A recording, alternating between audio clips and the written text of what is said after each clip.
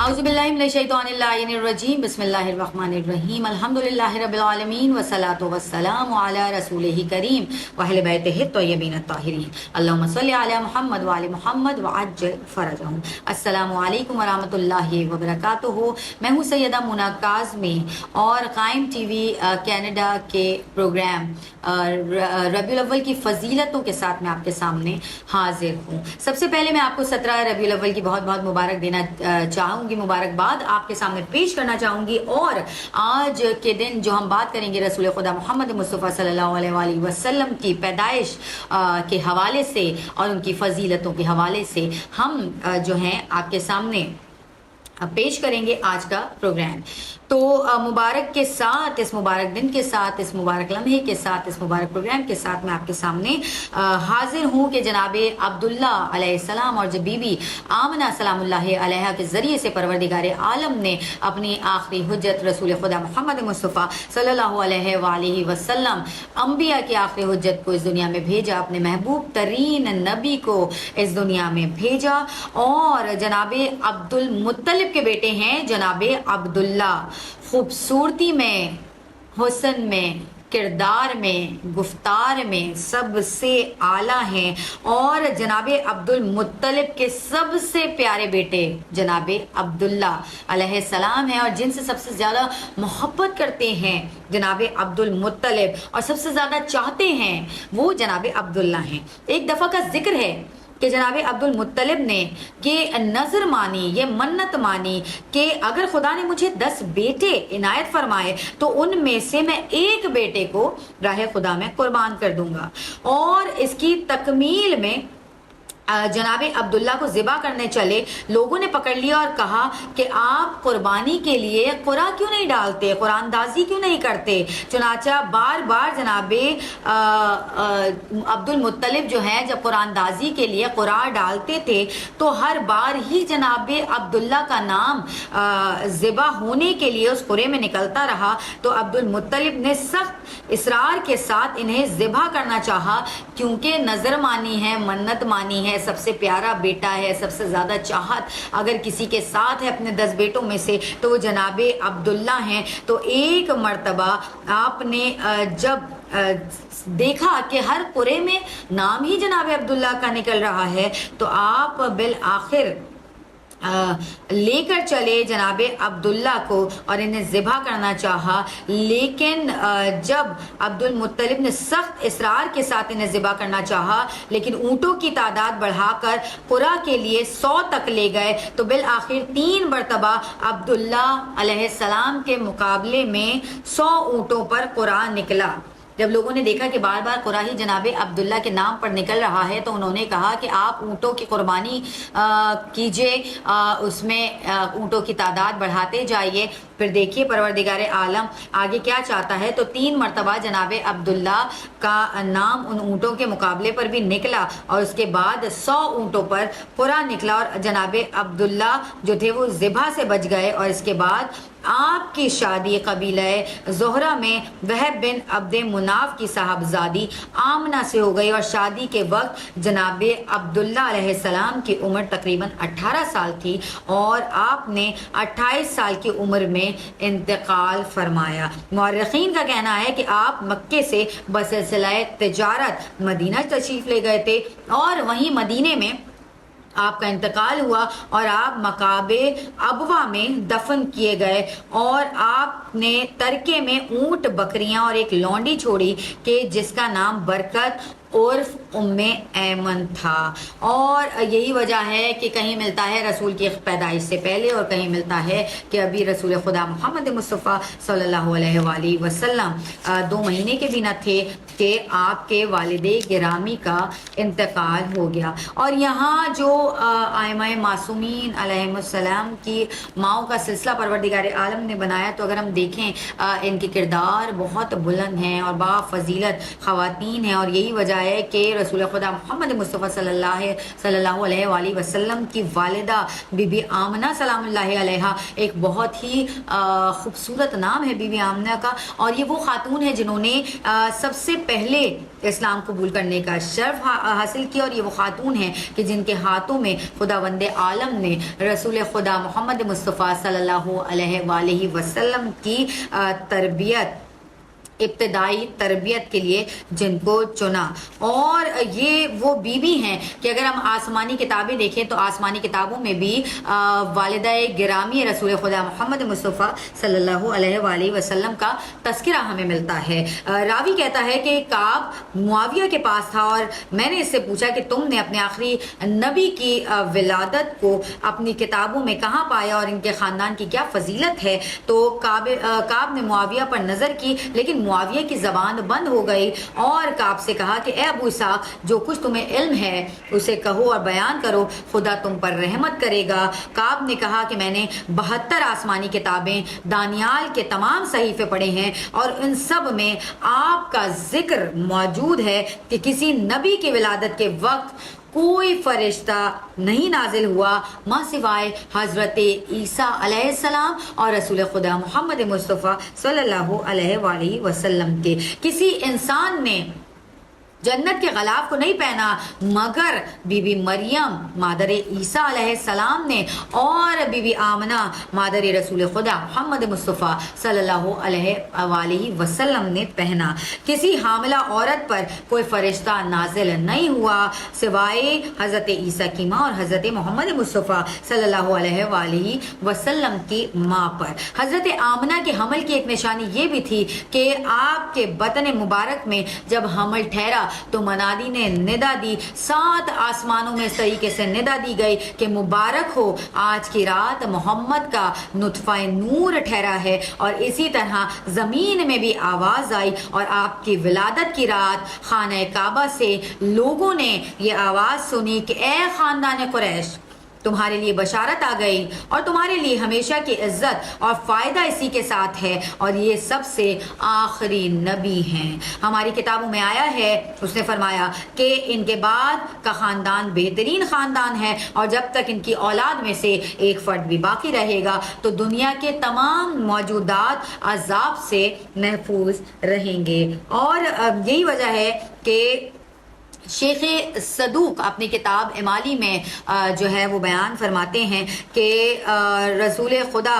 صلی اللہ علیہ وآلہ وسلم کے پاس جبرائیل امین آئے اور فرمانے لگے کہ پروردگار عالم آپ کو سلام دیتا ہے اور فرماتا ہے کہ میں نے آپ کو آپ کے بابا جناب عبداللہ علیہ السلام، آپ کی والدہ بی بی آمنہ علیہ السلام اور آپ کے دوسرے اہل خانہ جنہوں نے آپ کی کفالت اور تربیت کی ہے، یعنی کہ حضرت عبداللہ علیہ السلام پر جہنم کی آگ کو حرام کیا ہے. اور اس کے بعد نبی خدا صلی اللہ علیہ وآلہ وسلم نے فرمایا کہ مجھے خداوند عالم نے بہترین ماں سے پیدا کیا جو شرک و کفر کی نجاست سے پاک تھیں. دیکھیے ایک بہت بڑی بات نبی اللہ صلی اللہ علیہ وآلہ وسلم فرما رہے ہیں اپنے والدہ گرامی کے لیے، کیونکہ جب نبی پیدا ہوئے ہیں کوئی اسلام نہیں آیا، کوئی دین نہیں آیا، کوئی دین واحد، کوئی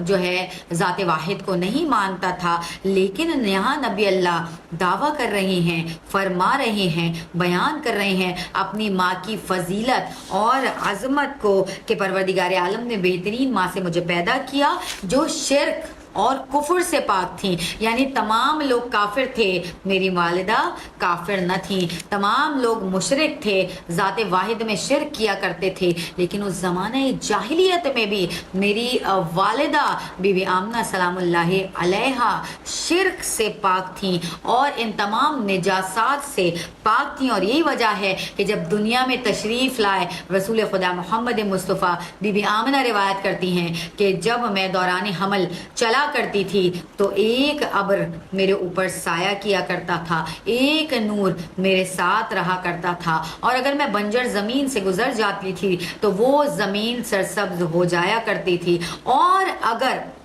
میں حاملہ تھی، لیکن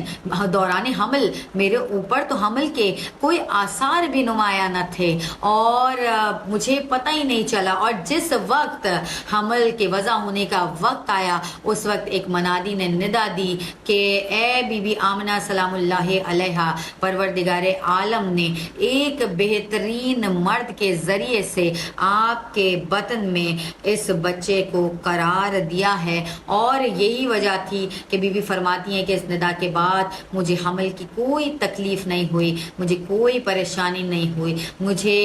پتہ ہی نہیں چلا کہ بچہ اس دنیا میں آ گیا۔ اور جب رسول خدا محمد مصطفیٰ صلی اللہ علیہ وآلہ وسلم اس دنیا میں آئے تو تاریخ اور روایات یہ کہتی ہیں کہ جب آپ اس دنیا میں آئے تو آپ نے پیدا ہوتے ہی دونوں ہاتھوں کو زمین پر ٹیک دیا اور سجدہ خالق ادا کیا، اور پھر آسمان کی طرف سر بلند کر کے تکبیر کہی، لا الہ الا اللہ انا رسول اللہ زبان پر جاری کیا، اور اس کے بعد جب آپ پیدا ہوئے تو آپ مختون تھے اور ناف بریدہ تھے، اور یہاں تک کہ آپ جب پیدا ہوئے تو تمام کثافتوں اور تمام نجاستوں سے پاک تھے۔ وہ نور اب ایک مجسم صورت میں اس دنیا میں آ گیا، جسے پروردگار عالم نے حضرت آدم کی پیدائش سے لاکھوں سال پہلے انوار کی صورت میں اپنے آسمانوں پر سجا کر رکھا ہوا تھا۔ اور یہی وجہ ہے کہ بچپن آپ کا کچھ اس طریقے سے گزرا کہ کیونکہ آپ یتیم تھے اور یتیم عبداللہ علیہ السلام تھے، اور اس کے بعد آپ کے دادا نے آپ کی کفالت کی ذمہ داری اٹھائی، اور آپ کی وفات کے بعد آپ کے چچا جناب ابو طالب علیہ السلام کے پاس آپ کی کفالت کی ذمہ داری آئی، اور جب کفالت کی ذمہ داری جناب ابو طالب علیہ السلام کے پاس آئی تو جناب ابو طالب نے ان کو اپنا والد بن کر، اور جناب بی بی فاطمہ بنت اسد سلام اللہ علیہا نے والدہ بن کر ان کی تربیت کی اور ان سے محبت کی اور ان کو بالکل اپنی اولاد کی طرح پالا، اور یہاں تک کہ رسول خدا محمد مصطفیٰ صلی اللہ علیہ وآلہ وسلم نے فرمایا کہ جناب بی بی فاطمہ بنت اسد فقط علی علیہ السلام کی ماں نہیں ہے بلکہ خود میری بھی ماں ہے، اور میں ان کو اپنی ماں سمجھتا ہوں۔ اور یہ فضیلت جناب بی بی فاطمہ بنت اسد کو جناب آمنہ سلام اللہ علیہا کے بعد حاصل ہوئی کہ رسول خدا محمد مصطفیٰ صلی اللہ علیہ وآلہ وسلم نے انہیں اپنی والدہ گرامی قدر جانا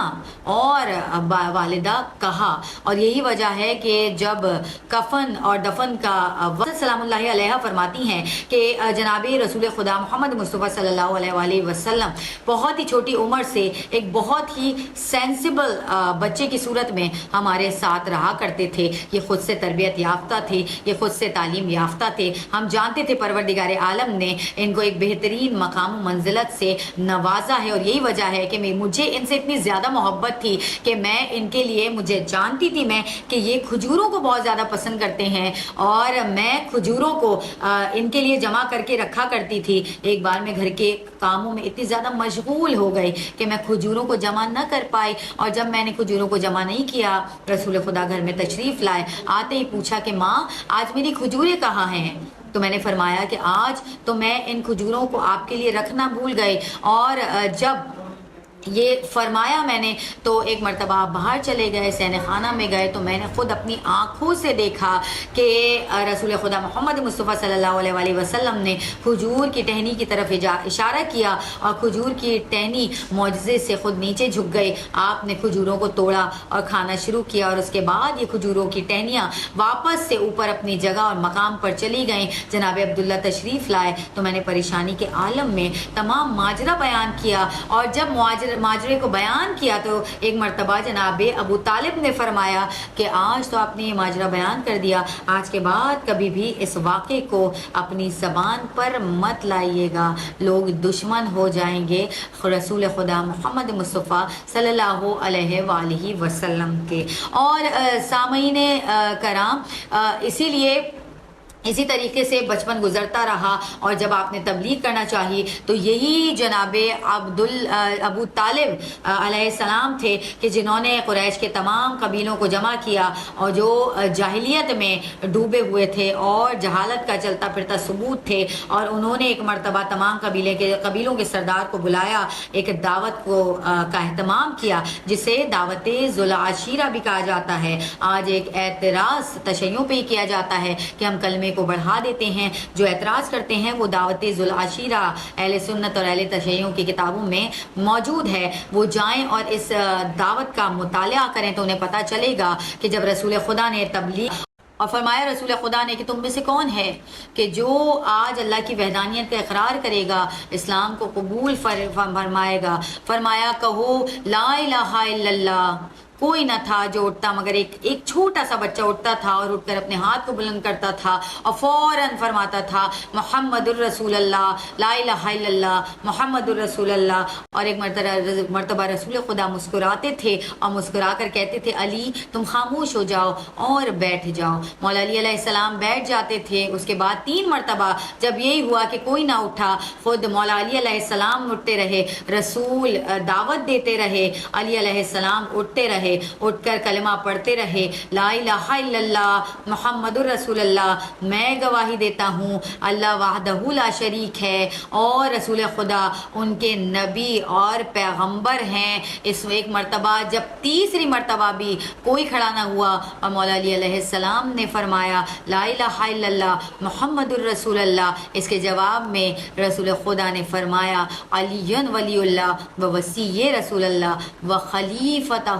بلا فصل، کہ علی ابن ابی طالب علیہ السلام اب آپ ہی ہیں جو اس دنیا میں میرے وصی ہیں، میرے جانشین ہیں اور خلیفہ بلا فصل ہیں۔ سبحان اللہ۔ اور اسی طریقے سے جب آج 17 ربیع الاول کو رسول تشریف لائے، اس کے بعد سے پروردگار عالم نے جب رحمت للعالمین کو عالمین کے لیے رحمت کو بھیجا تو بی بی خود فرماتی ہیں کہ جب یہ بچہ اس دنیا میں آیا